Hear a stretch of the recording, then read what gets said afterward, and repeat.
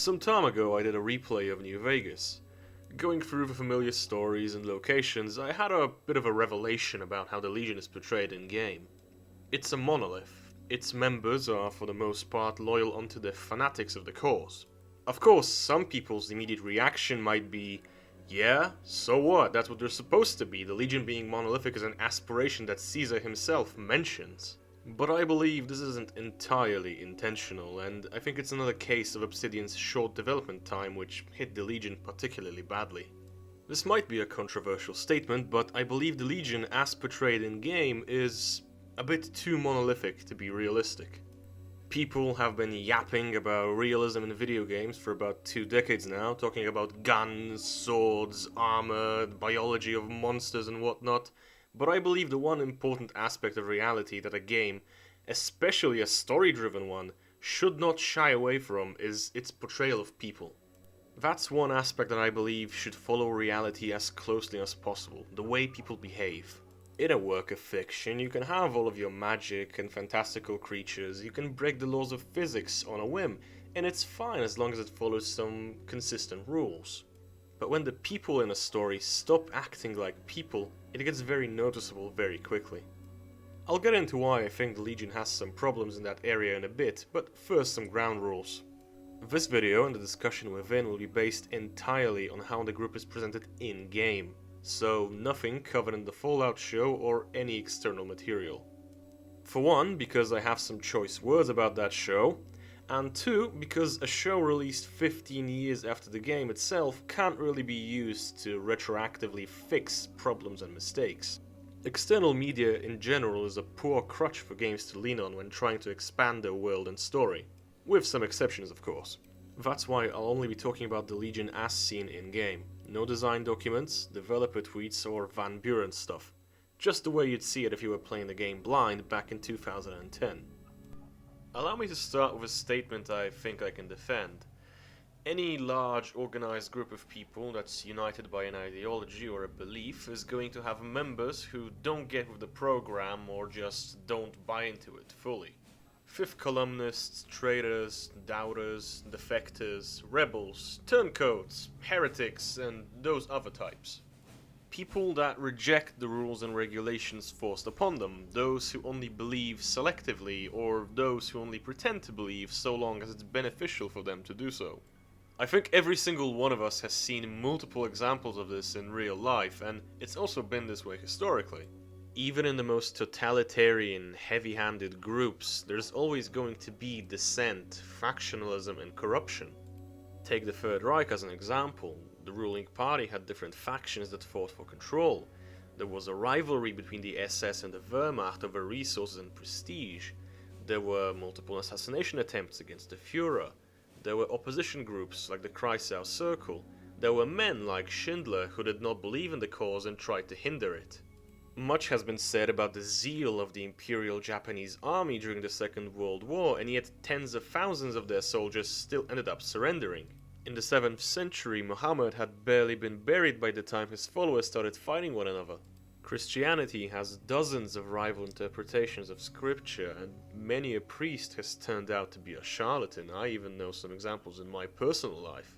Take ancient Rome for example. So many people put it on a pedestal as this great example of civic virtue, and yet in Rome, a Roman's worst enemy was usually another Roman. That civilization had so many civil wars. There were so many traitors like Arminius. Even the very civilization that the Legion in New Vegas was based on had to contend with internal divisions and the kinds of individuals I mentioned earlier. While it is quite an eclectic collection of examples, it proves my point that a large group of people, whether that be a religion or a government, could never really hope to expect full compliance from everyone involved. We are only human. In the case of the Legion, however, it seems Caesar has achieved the impossible and everyone knows their place and follows orders. Almost no Legion character is ever shown having doubts or rebellious thoughts or acting against the norms set by his faction. There are a few examples though, and one of those would be Antony at the fort. When telling the story of his old tribe, The way he speaks could be interpreted as sorrow for what the Legion did to the hangdogs. He says what he is expected to say, that the Legion made his people better by ridding them of their superstitions, but he doesn't seem to fully believe it.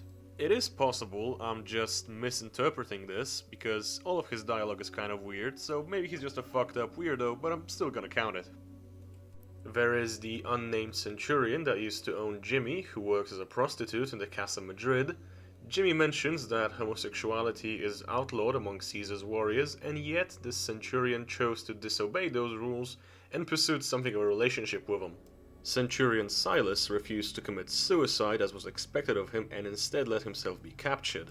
Once pressured enough by the courier, either through intelligence or through speech, he will launch into a rant about Caesar's incompetence. He is perhaps the only character to so directly criticize Caesar's methods. Silas is interesting because he's so prideful and arrogant that he considers taking his own life to be killing the Legion's best soldier. He even goes so far as to call Caesar a self-appointed dictator. Which is actually a little crazy because according to the Legion's religion, Caesar is the son of Mars, their main god.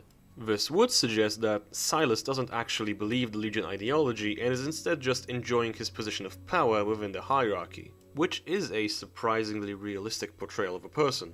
Probably the most detailed portrayal of a character who had complex thoughts on the Legion was Ulysses, who eventually grew disillusioned with the organization after it had completely destroyed his tribe and made him commit atrocities he didn't agree with. Where Silas was just arrogant and enjoyed the power, Ulysses actually disagreed with the Legion on an ideological level, at least later on.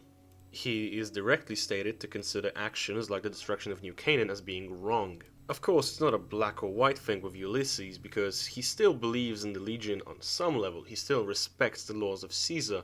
It's more so that he's come to realize that the Legion isn't the future he wants. Obviously, the most direct proof that Ulysses doesn't like the Legion so much anymore is that he's willing to nuke them. I'm not gonna count Joshua Graham here, because it took Caesar lighting him on fire and throwing him down a canyon for Joshua to see the Legion as an enemy. There would have to be something deeply wrong with Joshua for him to still be loyal after that. And that's it. Those are all of the characters you could consider as not being perfect cogs in the machine. Of course, I don't expect to hear ambient dialogue in the vein of "Man, fuck Caesar" while walking through a Legion camp. That would be stupid and immersion breaking, as openly declaring such things could only end in the Legionnaire's death. I mean small acts of defiance, or evidence of them. Given that the Legion is constantly assimilating new tribes, I would expect to see or hear some of the men serving Caesar still secretly practicing parts of their former cultures, trying to keep the traditions of their parents alive, similar to how Ulysses carries on the traditions of the Twisted Hairs. This could have been included through something as minor as Legionnaire ambient dialogue, where two men talk about some other members being punished for keeping tribal fetishes among their personal belongings, or praying to their tribe's deities. Another aspect is outright defection or desertion. Given how brutal the Legion is with enforcing discipline, with rituals like decimation being a semi-regular occurrence, and how pretty much none of the Legionnaires chose to be in the Legion, one would think we would at the very least hear about people leaving the Legion. This could have been explored through a quest where the player helps the Frumentari hunt down these traitors, or again through ambient dialogue. Corruption within the Legion is also never really shown. You could say this was done to contrast the Legion with their main adversary in the NCR, but pretty much every other group throughout the whole Fallout series is shown to have at least some corrupt members. Meanwhile, the Legion is squeaky clean, no dealings on the side with profligates or anything of that sort. Although in this case I think it's okay, because it wouldn't really mesh well with the Legion's identity.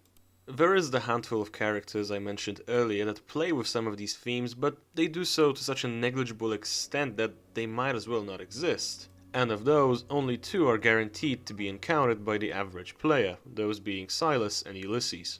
I think this lack of nonconformists, for lack of a better word, in the Legion is all the more noticeable when you contrast them with the NCR.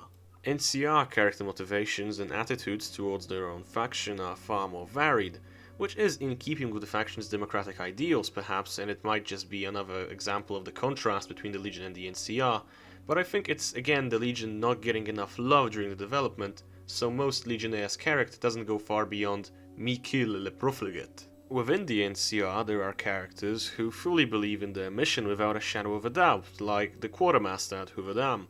There are those who believe in the ideals of the Republic but have grown disillusioned with its reality, like Chief Hanlon. There are those who are only in it for the money or for an improvement to their living standards, like Raz of the Misfits. There are conscripts who are simply forced to be there. There are people that break the laws and norms of the NCR in order to advance their own interests, like Contreras at McCarran or Tyrone. There are people who are just trying to advance a career and don't much care about the high-minded ideals of the Republic, like Dr. Hilden of the OSI. Meanwhile, General Lee puts a great deal of importance on his own personal glory. Of course, I don't expect that the Legion would have the same amount of unmotivated, selfish dickheads that the NCR has. That would just go against their characterization. And it would also weaken the contrast between the two factions, which is one of the better things New Vegas has going for it. However, it should still exist in some capacity. I believe this lack of internal strife within the Legion slightly weakens the story of New Vegas. The game is about a major conflict between two sides, well, technically three, and one of those doesn't feel quite as real as the other. If you live in a Western-style democracy, the NCR and its myriad of problems can feel all too familiar. Meanwhile, the Legion doesn't really resemble any group of people in the world, contemporary or historical. It's one of the many subtle and not so subtle ways the game makes the Legion less appealing as an option for the player. Combine this lack of general humanity with the Legion's brutal methods and questionable morality, and it's no wonder the vast majority of players default towards the NCR, Yes Man or House. The Legion offers the least popular of New Vegas' 4 endings, which is apparent when looking at Steam achievement rates or following online discourse. A majority of players won't support the Legion on their first run, and instead they seem to mostly just view the Legion as a monolithic force of evil in the wasteland, a faction of evil goons who are basically just walking loot and XP pinatas. For all the nuance Obsidian put into writing the game, the average player still views the Legion with the same apathy as generic Fallout 4 raiders. And this could be combated by some of those additions I mentioned earlier. Usually when people talk about making the Legion a more appealing prospect to the player, they talk about showing the benefits of Legion rule by letting the player visit their lands, making the Legion a lighter shade of grey morally. However, I believe that all you would have to do to get a decent chunk of people more interested in supporting the Legion would be to give them more of these flawed and human characters. You wouldn't need to change the Legion's morality, or to alter the actions, or to beat the player over the head with utilitarian arguments about the safety of traveling in Legion territory. People would be more compelled to align with the Legion if it was a group facing the same human struggles as the rest of the wasteland, even if their conduct remained the same. I think it would be more interesting. People would have more of a reason to dive into them, to learn about what makes them tick, how they work. Undoubtedly, part of what Legion fans like about the faction so much is that unflinching, uncompromising, incorruptible loyalty, especially in comparison with the NCR, but ultimately I think it's lesser because of that quality, at least to an extent. As it stands, Caesar is something of a Mary Sue. He was able to fully convince tens of thousands of people to follow him without nary a sign of insurrection or disobedience. This unity and shared will that the Legion has sticks out a lot compared to the other groups in the Fallout series, save for maybe the Master's army, which has the excuse of the mutants literally being mind-controlled by the Master's psychic powers, and many of them simply being stupid and obedient by nature. In Fallout 2, the Enclave doesn't have an overabundance of named characters, but many of the ones we meet are in fact defectors or doubters and whatnot. Ron Myers, the captain of the PMV Valdez, left the Enclave because of ideological reasons. Dr. Curling at the oil rig can be convinced he's abetting genocide, which makes him turn against the Enclave, releasing FEV into the air supply. Granite Squad decide they care about getting off the oil rig alive more than they care about stopping the Chosen One in the name of America or whatever. Dr. Henry straight up fucking left the Enclave to set up a clinic in Shady Sands.